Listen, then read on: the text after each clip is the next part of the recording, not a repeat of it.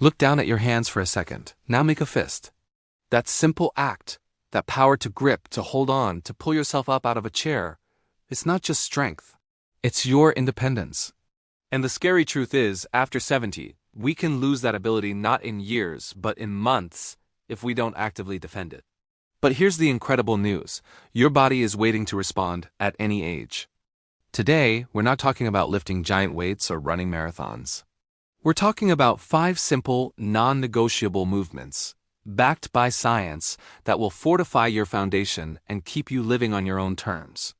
Let's start with the most important pillar of all, your legs. There's a reason the phrase is, he lost his legs, not he lost his arms. When leg strength goes, everything goes with it. So our first daily move is the sit to stand. This isn't just getting up from a chair. This is practice for life. Find a solid armless chair. Scoot forward, place your feet firmly under your knees. Now, without using your hands for momentum, if you can, lean your chest forward over your toes and push through your heels to stand up tall. Then, with control, lower yourself back down, aiming to just lightly touch the seat before rising again. Don't plop. The magic is in the slow lowering. This builds the quadriceps and glutes, the very muscles that prevent falls. Do this for 30 seconds to a minute, as many quality reps as you can. Think of it as depositing strength into your body's savings account. Next, we must address balance, because strong legs are useless if you can't stay on them. For this, we go to the heel-to-toe stand. Find a countertop or sturdy table. Place your fingertips lightly on it for support. Now, stand with one foot directly in front of the other, heel to toe, as if you're on a tightrope. Hold that position for 20 to 30 seconds. Feel those tiny muscles in your ankles and calves firing, your core tightening to keep you centered. This movement recalibrates your body's internal balance system, your proprioception. It teaches your brain and your feet to communicate again. Switch which foot is in front and repeat. The goal is to eventually use just one finger for support, then none at all. This is your daily dose of stability. Now let's build a fortress around your torso. A strong core isn't about six-pack abs. It's about a protective cylinder that supports your spine, improves your posture, and makes every movement easier. Our third move is the standing march. Stand tall, holding the back of a chair or counter with one hand. Now, deliberately and slowly, lift one knee up toward your chest, just to a comfortable height. Pause for a second at the top. You should feel your standing leg working and your abdominal muscles tightening to lift that thigh. Lower it with control and switch sides. This isn't a speed drill. It's a conscious, controlled engagement of your entire midsection and hip flexors. Do 10 slow marches per side. Focusing on posture, imagine a string pulling the top of your head toward the ceiling. This movement protects your lower back and maintains your ability to step over obstacles, literally keeping you moving forward. Perfect. We've built a foundation with the legs, sharpened our balance, and fortified our core. But there are 2 critical areas we haven't addressed yet, and they are silent thieves of independence. Let's reclaim them. Our fourth move is all about preserving your reach and your power to push the wall push-up.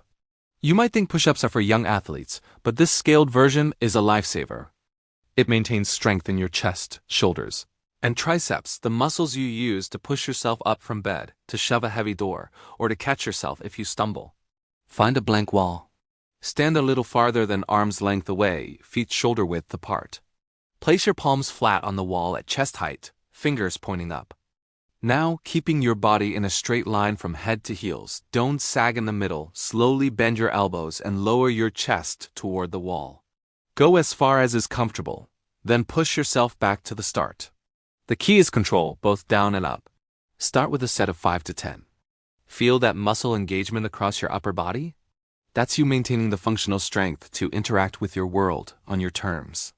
Finally, we come to a move that seems almost too simple, but its impact is profound: the grip and squeeze. Research shows grip strength is one of the single best predictors of overall health, longevity, and even cognitive function as we age. It's connected to everything. For this, you don't need fancy equipment. A soft stress ball, a rolled-up sock, or even just using your own hand works beautifully. Take the ball in one hand. Now squeeze it as hard as you comfortably can. Hold that squeeze for 3 to 5 seconds, then slowly release. Feel the muscles in your forearm and hand working. Do this 10 times on each hand at least once a day. This simple act maintains the strength to open jars, carry groceries, turn keys, and hold onto handrails securely. It's a direct investment in your ability to handle the small, essential tasks of daily life without needing to ask for help. Now, the most important part isn't just knowing these moves, but weaving them into the fabric of your day. You don't need a gym or an hour of free time. Do your sit-to-stands during TV commercials? Practice your heel-to-toe stand while waiting for the kettle to boil. A set of wall push-ups after you use the restroom. Standing marches while you're on the phone. Grip squeezes while you're reading. The goal is consistency, not intensity. Your mission is to signal to your muscles and your nervous system every single day that they are needed. Absolutely. Let's bring it all together. So you have these 5 moves, but performing them is only half the story. The other half is understanding the why behind the daily practice. You see, your body operates on a simple, powerful principle. Use it or lose it. After 70, this isn't just a saying. It's a physiological reality. Muscle fibers, nerve connections, and bone density are all waiting for a signal from you. When you perform these deliberate movements, you are sending that signal loud and clear. You're telling your body, we are still in the game. We need this strength. And your body listens. It responds by maintaining and even rebuilding the very infrastructure of movement. Let's talk about safety and progression, because this is not about pushing to the point of pain. It's about consistent, gentle challenge. Listen to your body. A mild muscle fatigue is good. It means you're creating a positive stimulus. A sharp pain in a joint is a sign to stop or modify. For the sit-to-stand, if using no hands is too much, use your hands to assist.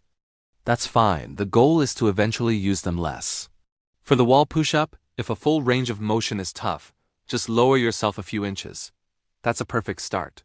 With the heel-to-toe stand, if you feel unsteady, use both hands for support. The act of practicing the position itself is where the benefit lies. Progression is subtle. It's not adding more weight. It's adding more control. One day, you might notice you did 8 sit-to-stands in 30 seconds instead of 6. That's progress. You might hold your heel-to-toe stand for 35 seconds without wavering, when last week it was 25. That's monumental progress.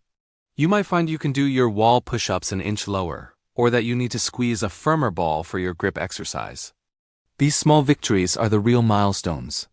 They are proof that your body, at any age, is capable of adaptation. Think of this daily practice as your personal maintenance ritual, as essential as brushing your teeth. You are the engineer of your own mobility. These 5 moves are your primary tools. They target the fundamental movement patterns that underpin a life of independence. Standing up, staying upright, walking, pushing, and gripping. By investing just a few scattered minutes each day, you are not just exercising. You are preserving your ability to get in and out of your car, to walk through the park with confidence, to pick up your grandchild, to live in your own home safely. You are building a reservoir of strength that will protect you, not just from falls, but from the slow creep of dependence. The power is literally in your hands. So what does it all come down to? It's not about chasing youth. It's about claiming the strength that is rightfully yours, at this very moment. These 5 moves, the sit-to-stand, the heel-to-toe stand, the standing march, the wall push-up, and the grip and squeeze are more than just exercises. They are daily declarations. Each time you perform them, you are declaring that your independence matters. That your ability to move through your world on your own terms is non-negotiable. The science is clear. The body responds to the demands placed upon it at any age. You don't have to accept decline as a passive inevitability. You can meet it with active, intelligent resistance. Start today. Not with an hour-long ordeal, but with 1 set of sit-to-stands before your morning coffee. With a few wall push-ups after lunch. Weave this practice into the corners of your day until it becomes as natural as breathing. This is your strength. This is your stability. This is your freedom. Guard it fiercely. Now, go and use it.